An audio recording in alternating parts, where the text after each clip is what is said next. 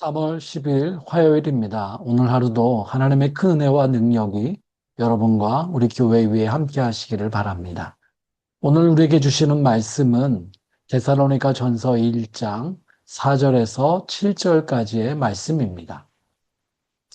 하나님의 사랑을 받은 형제자매 여러분, 우리는 하나님께서 여러분을 택하여 주셨음을 알고 있습니다. 우리는 여러분에게 복음을 말로만 전한 것이 아니라 능력과 성령과 큰 확신으로 전하였습니다. 우리가 여러분 가운데서 여러분을 위하여 어떻게 처신하였는지를 여러분은 알고 있습니다. 여러분은 많은 환난을 당하면서도 성령께서 주시는 기쁨으로 말씀을 받아들여서 우리와 주님을 본받는 사람이 되었습니다. 그리하여 여러분은 마게도냐와 아가야에 있는 모든 신도들에게 모범이 되었습니다. 사랑하는 여러분, 오늘 우리는 바울이 데살로니가 교회 성도들에게 쓴 그 첫 번째 편지를 함께 읽고 있습니다. 데살로니가 교회는 사도 바울이 행했던 그 전도 여행, 세 번의 전도 여행 중에 두 번째 전도 여행 때 세워진 교회입니다. 그의 두 번째 전도 여행 때 그는 그 나름대로의 계획을 가지고 있었습니다. 어느 지역으로 갈 것인지. 하지만 성령께서는 바울 자신의 계획과 달리 그를 마게도냐 지역으로 이끌어 가셨습니다. 그렇게 해서 우리가 아는 대로 그리스도 예수의 복음이 유럽 지역으로 처음 발을 들어서게 된 것입니다. 바울은 성령의 인도를 따라 빌립보에서도 복음을 전하고요. 그리고 나서 오늘 우리가 함께 읽은 데살로니가라고 하는 그 지역, 그곳에도 이르게 됩니다.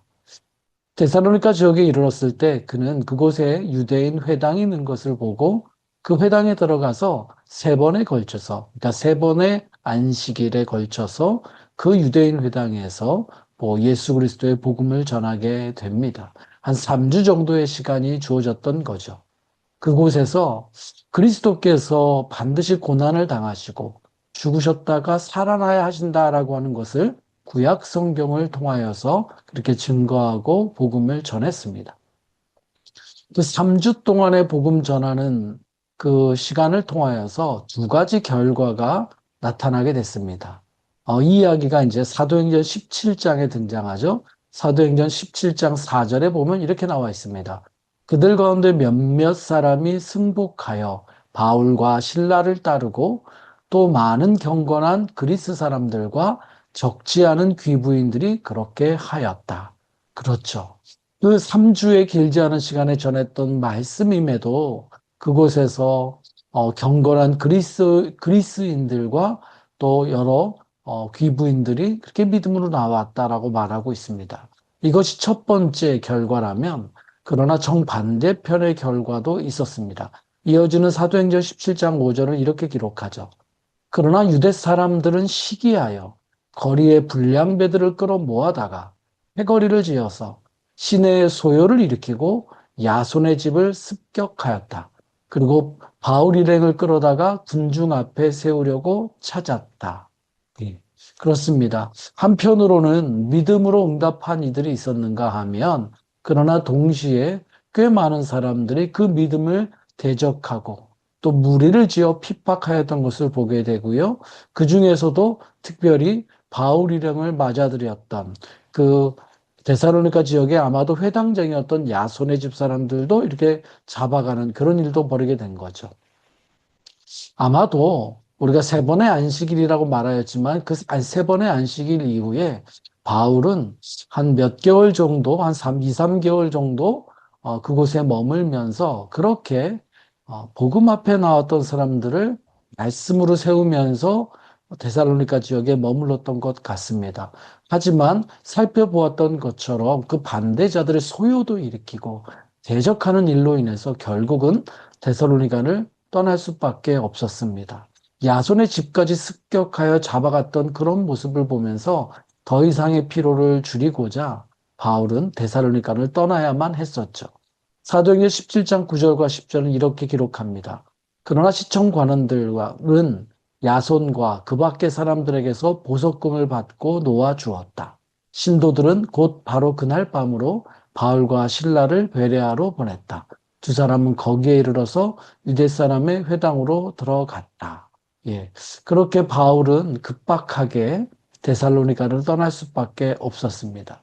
그리고 그는 아테네를 거쳐서 이제 고린도에 머물게 되죠. 그가 떠날 때에 디모데, 자신의 영적인 아들이고 동역자인 디모데는 이제 그곳에 남겨두고 그가 떠나게 되죠. 그렇게 아테네를 거쳐서 고린도에 가서 꽤 긴 시간, 1년 반 이상 되는 시간을 사역하는 중에 그때 이제 다시 돌아온 디모데를 통해 이야기를 들으며 데살로니가 교회들을 향해서 이렇게 편지를 쓰고 있는 것입니다. 여러분, 오늘 이 편지에서 우리는 이 작은 데살로니가 교회 성도들을 바라보는 바울에게서 그의 믿음의 고백을 볼 수가 있습니다. 첫 번째는 이 데살로니가 교회 성도들, 그 복음을 듣고 하나님 앞에 나온 그들은 하나님이 택하신 사람들이고 하나님의 사랑을 받는 자들이다라는 놀라운 중요한 믿음의 고백이요 선언을 그들에게 들려주고 있습니다. 여러분, 그도 그럴 것이 그들에게 전해졌던 그 복음이 그토록 강렬한 핍박과 환난 속에서 꽃을 피울 수 있었던 것, 그것은 정말 하나님의 역사지요. 성령의 역사였습니다. 하나님 사랑하셨기 때문이죠. 그러하기에 그 세상의 압박과 핍박도 뚫고 믿음으로 서는 그 확신 가운데 그들이 서도록 하나님께서 그들을 인도하셨다라는 것입니다. 여러분, 말씀드린 것처럼 바울은 상대적으로 참 적은 시간을 그 데살로니가 지역 교회 성도들과 함께 머물 수밖에 없었어요. 그 몇 달 안 되는 시간 동안에도 여러분 그 시간 속에도 그 복음을 받아들인 사람들을 향해서 그 초신자들이죠. 그들을 향해서 유대인들이 불량배처럼 압박하고 박해했던 것, 그 상황이 얼마나 쉽지 않았겠습니까? 더하여서요, 여러분 그 대적자들은 그저 단순히 유대교적인 어떤 종교적 입장에서 반대하는 수준을 넘어서서 그들은 좀 악랄하게 당시 지배 체제인 로마 제국의 체제를 이용하여서 그들을 압박했었습니다. 사도행전 17장 6절 7절에 보면 그들은 이렇게 그 데살로니가 교회에 있는 성도들을 또 바울 일행을 고소했던 걸 보게 됩니다. 세상을 소란하게 한 그 사람들이 여기에도 나타났습니다. 그런데 야손이 그들을 영접하였습니다. 그 사람들은 모두 예수라는 또 다른 왕이 있다고 말하면서 황제의 명령을 거슬려 행동을 합니다. 예. 여러분, 이렇게 그들은 이 바울의 일행뿐만 아니라 이제 막 믿음에 서 있게 된 이 작은 교회를 영국에 고발했던 것입니다. 종교적인 반대를 넘어서 당시 로마 제국의 황제를 대적하는 예수라는 왕을 믿고 따르는 자다라고 하는 정치적인 모함을 덧붙여서 압박을 더한 것입니다. 그렇게 박해를 만들어낸 것이죠. 결국 바울 일행을 자신의 집에 머물게 하였다는 그 이유로 야손은 붙잡혀가게 되고요. 보석금을 내고 나서야 겨우 풀려날 수 있었습니다.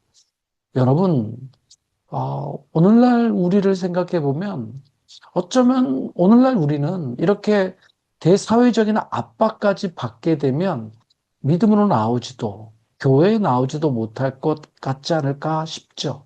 그런 게 놀랍게도 그 길지 않은 시간 속에 말씀의 가르침을 받았음에도 불구하고 데살로니가 교회는 그렇게 확신 가운데 서 있는 교회가 되었다는 거죠.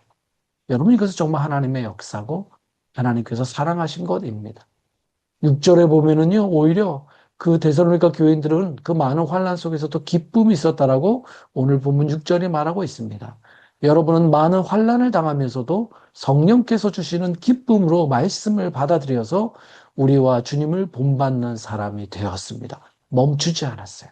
기쁨으로 받아들였고 더 주님을 본받는데 앞으로 나아갔던 데살로니가 교인들이었습니다.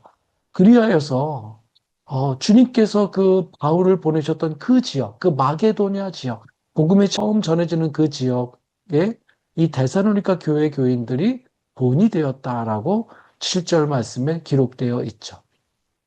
그 작은 교회가 그렇게 길지 않은 시간에 양육을 받았던 사람들이, 하지만 그토록 강한 대적과 사회적 핍박과 압박이 있었음에도 그렇게 복음의 확신 가운데 굳게 서서 기쁨으로 말씀을 듣고 또 성령을 따라가며 성령께서 행하고자 하시는 마게도냐 지역의 본이 된 것입니다. 여러분, 이것이 어떻게 가능했을까요? 이제 함께 읽어도 본문 5절에 바울이 고백하고 있습니다. 우리는 여러분에게 복음을 말로만 전한 것이 아니라 능력과 성령과 큰 확신으로 전하였습니다.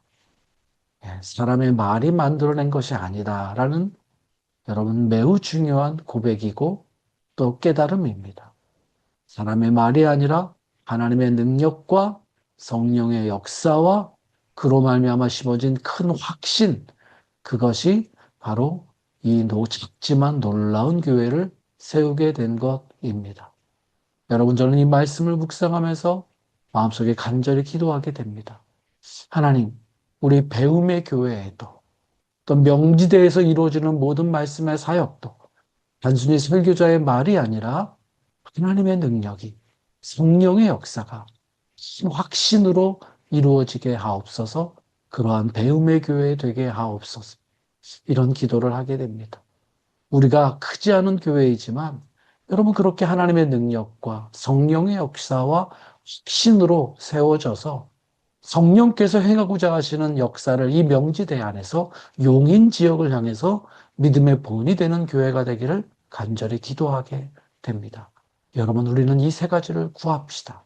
하나님, 우리 교회 안에 명지대 사역 안에 하나님의 능력이, 성령의 역사가 큰 확신으로 이루어지게 하여 주옵소서. 여러분이 오는 주일이면 우리는 30주년을 맞이하는 교회가 됩니다. 오늘 이 말씀을 기도 제목으로 삼아 한 주간 동안 또 앞으로도 하나님, 우리 배움의 교회가 하나님의 능력과 성령의 역사와 큰 확신으로 세워져서 명지대 청년들과 다음 세대 청년들과 용인 지역을 향해 믿음의 본이 되게 하옵소서. 함께 기도해 주시기를 바랍니다. 기도하겠습니다. 사랑하는 주님, 우리 배움의 교회 성도 한 분 한 분이, 우리 배움의 교회 온 공동체가, 그리고 명지대에서 이루어지는 모든 말씀의 사역이 하나님의 능력이 함께 하시며 성령이 역사하시고 큰 확신으로 세워져서 주의 일이 역사가 일어나게 하여 주시며 주님 믿음의 본으로 세워지게 하여 주옵소서. 예수님의 이름으로 기도합니다. 아멘.